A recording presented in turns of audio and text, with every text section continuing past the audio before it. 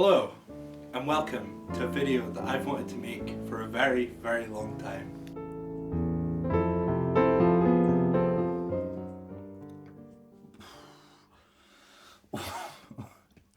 That's eggnog, dude. It's actually not bad. This is Santa with Muscles.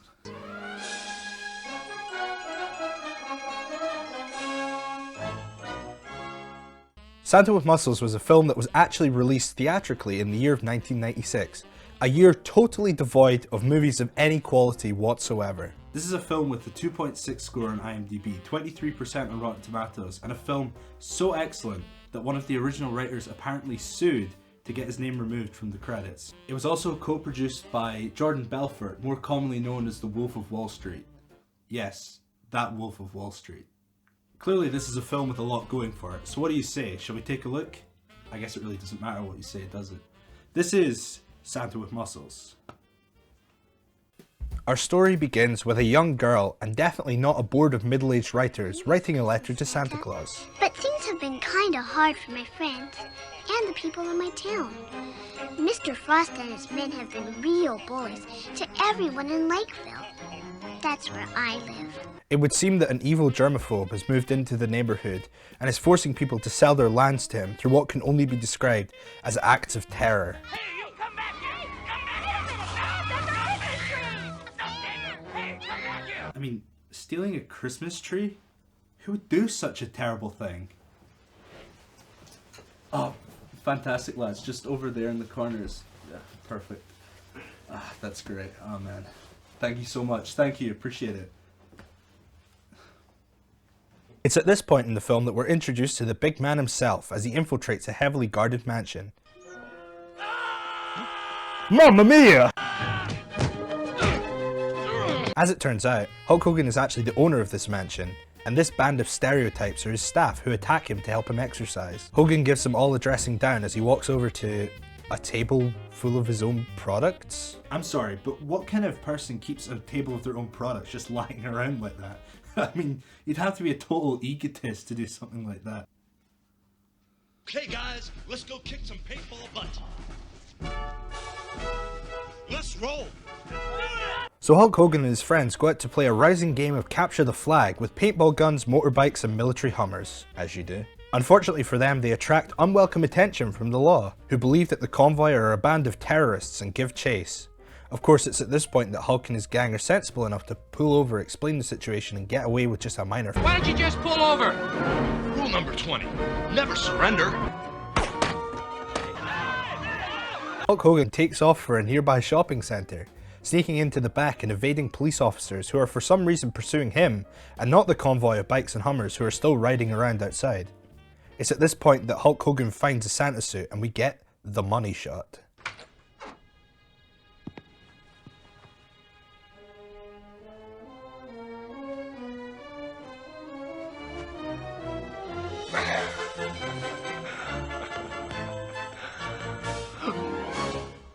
Oh, excuse me, Santa. Fortunately, the guards buy this and Hulk escapes. Actually, wait, no, he doesn't. For some reason, this happens. Santa, I thought I missed you. Do you have a minute? Fax me, you little brat. That's him! Freeze! Okay, look, I get it. Filmmaking is hard, and sometimes you have to let a little bit of plot convenience slide. Like a boy and his father just so happening to be in the restricted back area of a shopping centre, or Hulk Hogan hiding in a bin chute which he would obviously be seen in if it wasn't for the camera angle. Did you see the size of that guy? I think he went underneath the floors. And I mean, hey, even though the bin chute is clearly the one solitary place Hulk Hogan could be hiding, maybe they just missed it? Or maybe they then proceed to lean up against the bin chute, with Hulk Hogan clearly inches away from it. Hulk Hogan gets bonked on the noggin. Actually, before we move on,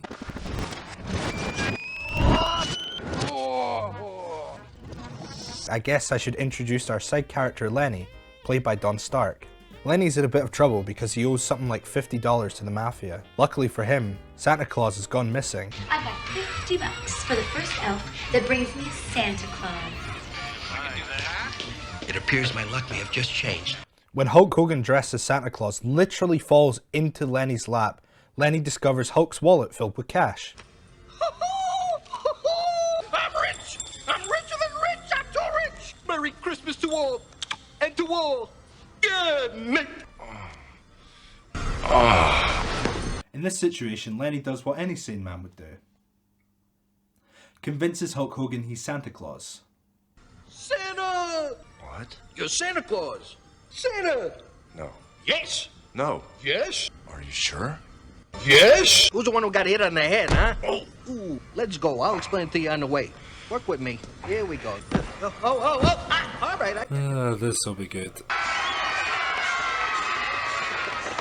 They love you.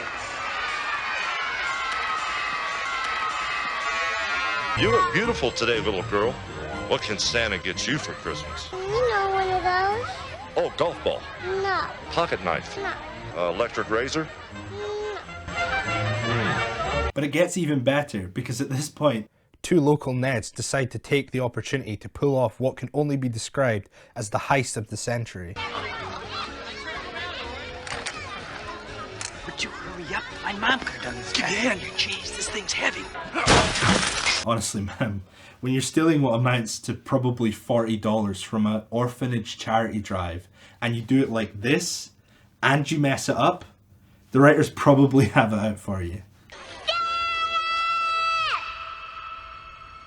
You be good. Santa will be right back. Okay.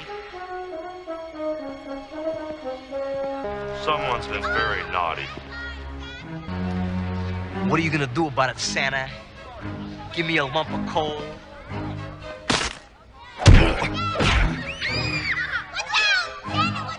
How about 2 lumps? Craziest match we've seen this Christmas, man. Little weapon. Always good to have in a match. Nice big military press there. Broken neck. What the fuck? Okay. Oh, he's got a candy cane. Oh my gosh, he's got a candy cane. Doesn't sell, so. Oh my gosh. Oh. What the hell? Oh man. Look how it's going. Am I getting paid for this?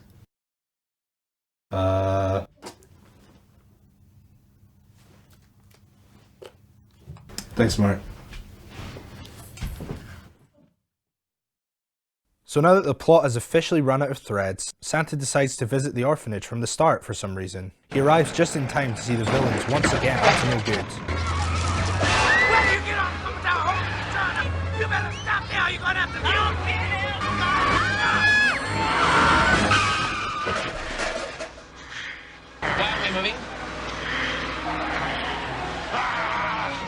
For some reason, despite being confronted by a man who can stop their truck with a steel cable, they still react just all like...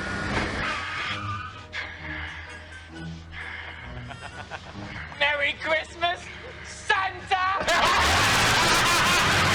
And of course Hulk Hogan lets them go at this point, and the movie dips into its incredibly dull middle. So I'm just going to go ahead and blast through most of these plot points right now.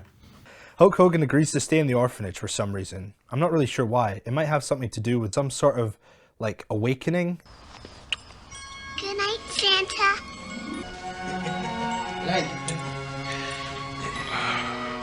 Him and Lenny sleep in weird novelty onesies for some reason. At breakfast, Lenny subtly destroys a cereal box so no one figures out who Hulk Hogan really is. That is, if you spell subtly like this. Delicious this way. Oh, you'll have to try it. Oh, that's the end of it. I'll just recycle this. They get interviewed by the local press and make some really funny jokes. But Santa, you look so much more healthy than you did last year. Tell us, what's your secret? To eat a lot of reindeer meat. Just kidding, Helen. Hulk Hogan finds the young girl praying alone in a church and decides to join her. The young girl tells him about fairies in the windows, and honestly at this point, just the film we just need to move on. One of the orphanage kids sneaks into the bad guy's lair to fight him, and Hulk and Lenny go after him. Well, Mr. C, how are we supposed to get over this? Fly on one of your reindeer?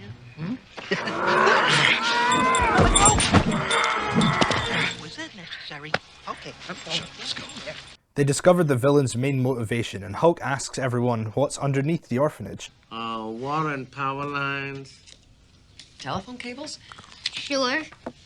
Rats. Big, ugly rats. Oh, the old catacombs underneath the church. Yeah, the kids use it as a clubhouse. And there's a big vault door down there. Vault.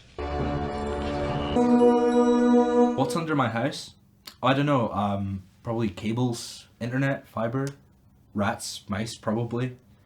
Oh yeah, and also the ancient tomb of Boudica. I forgot to mention that, I always forget. It's at this moment that the bad guys come to attack the orphanage. Hulk manages to defeat the Mad Doctor on the roof. There can be only one. And then Hulk wakes up at home and gets his staff together and they take off for the orphanage. Before they can make it though, they have a standoff with the law and a state-issue rocket launcher.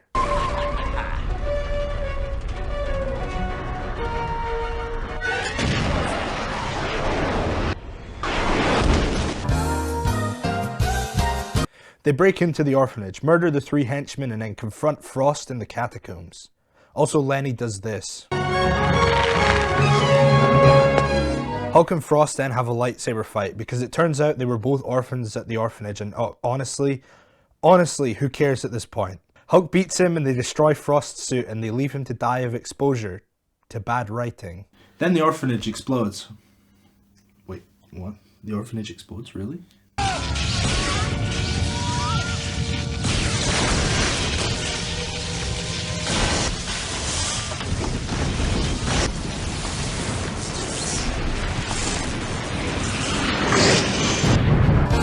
Oh, okay.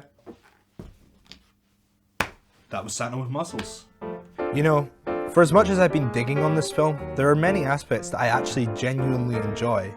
Most of all would be the goofy acting, with the highlight obviously being Hulk Hogan himself.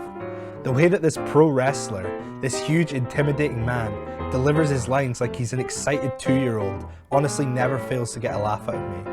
But make no mistake, this film is rated terribly for a reason.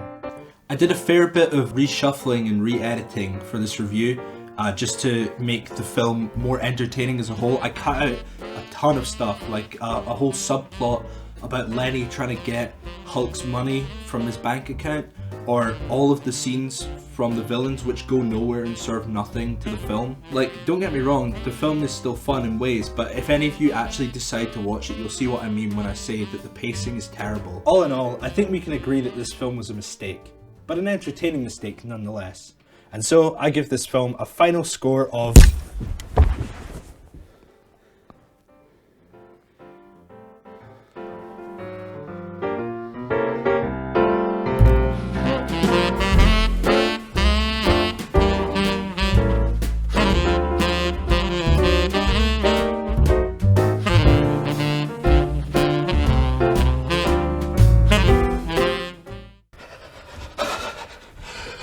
out of 10! Brother!